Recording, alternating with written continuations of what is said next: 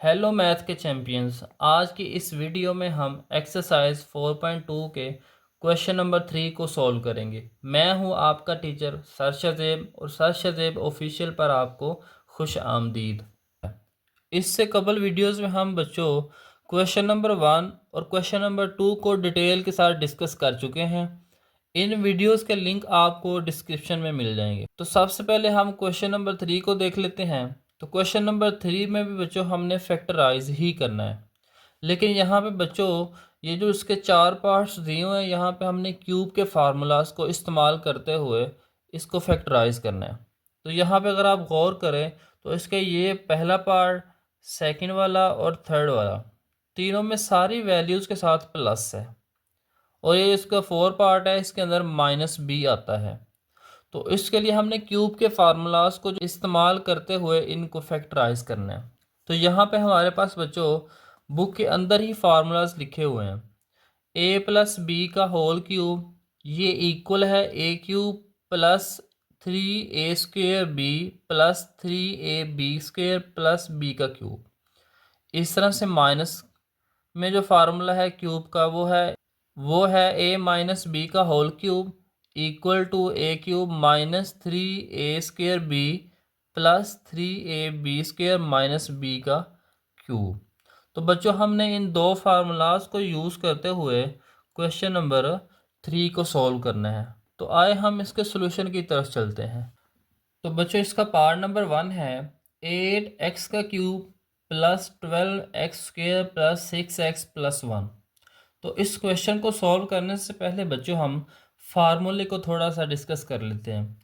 तो फार्मूला इसके लिए हम प्लस का यूज़ कर रहे हैं। तो फार्मूला है a+b का होल क्यूब, ये इक्वल है बच्चों a³ plus b³ plus 3ab into a plus b। अब हमने थोड़ा सा इसको बच्चों एक्सपेंड करना है, क्योंकि जो क्वेश्चन है ये थोड़ा एक्सपेंडेड फॉर्म में है।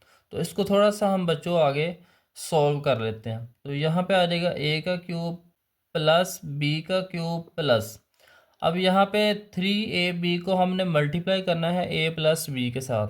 तो पहले यहाँ पे हम a के साथ मल्टीप्लाई करेंगे तो आ जाएगा 3a² b प्लस, अब b के साथ मल्टीप्लाई करेंगे तो आ जाएगा 3ab²। तो बच्चों ये वाला जो फार्मूला हमने यहाँ पे इसको एलेबोरेट करके निकाला है, अब जो क्वेश्चन है बच्चों वो इस फार्मूले के मुताबिक दिया हुआ है। तो किस तरह से बच्चों ये काम करता है फार्मूला इसके अंदर, आए देखते हैं। अब यहाँ पे हमारे पास जो 8 है और साथ में इसके x का क्यूब है।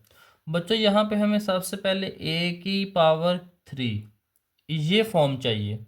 तो उसके लिए हमने क्या करना है, इस 8 को हमने इसके फैक्टर्स बना लेने हैं।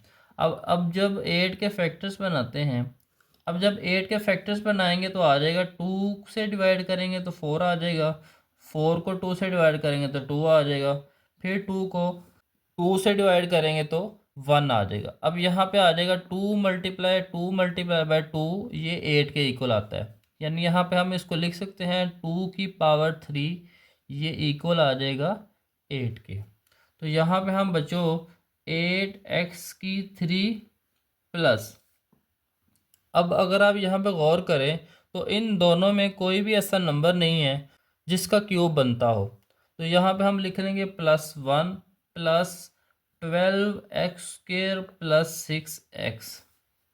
अब ये जो 8 है ये हमने अभी बनाया है कि ये 2⁵ होता है, और x⁵ पहले ही दिया हुआ है। तो यहाँ पे हम क्या करेंगे 2x और सारे की पावर हम 3 लिख लेंगे प्लस। अब ये बच्चों ये 1 है, इसको 1 को हम 1⁵ भी लिख सकते हैं, क्योंकि 1⁵ भी 1 ही होगा।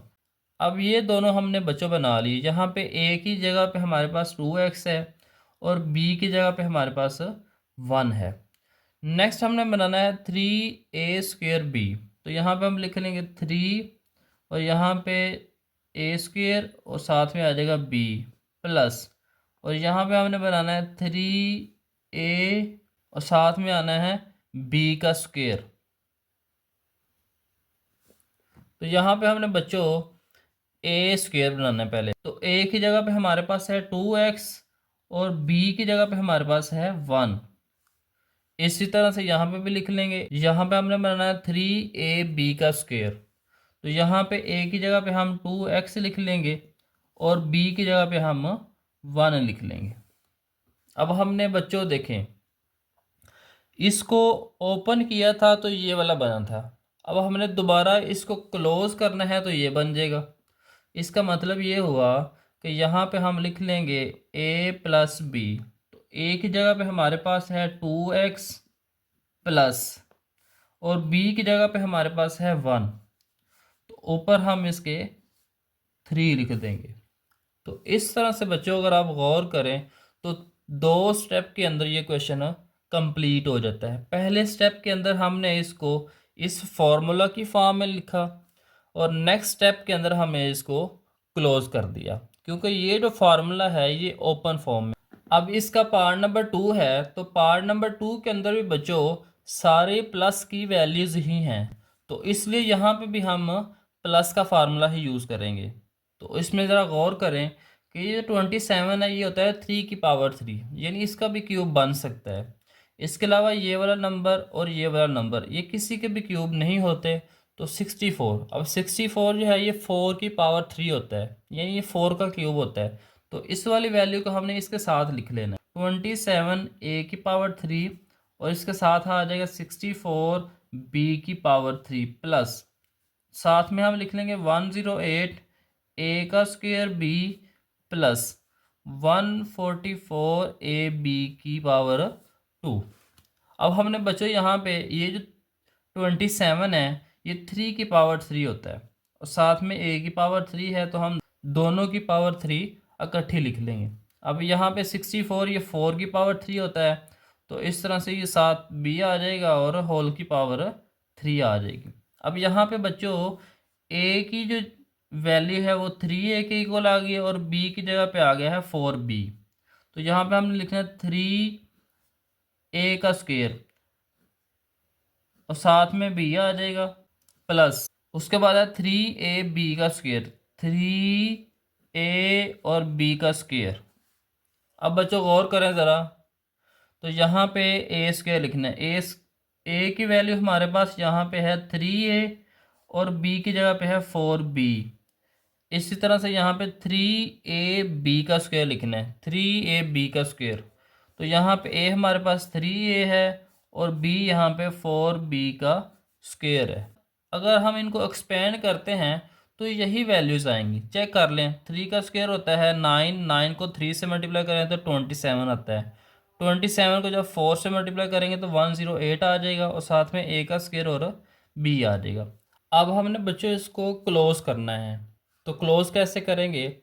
अब a हमारे पास जो है वो 3a के इक्वल है और b जो है वो 4b के इक्वल है। तो यहाँ पे हम लिख लेंगे 3a प्लस b की जगह पे हमने लिख लेना है 4b और सारे की पावर यहाँ पे आ जाएगी 3। अब इसका पार्ट नंबर 3 है, तो पार्ट नंबर 3 में हमारे पास क्वेश्चन है x की power 3 plus 18x² plus 108xy का स्क्वेयर प्लस 216y की पावर 3।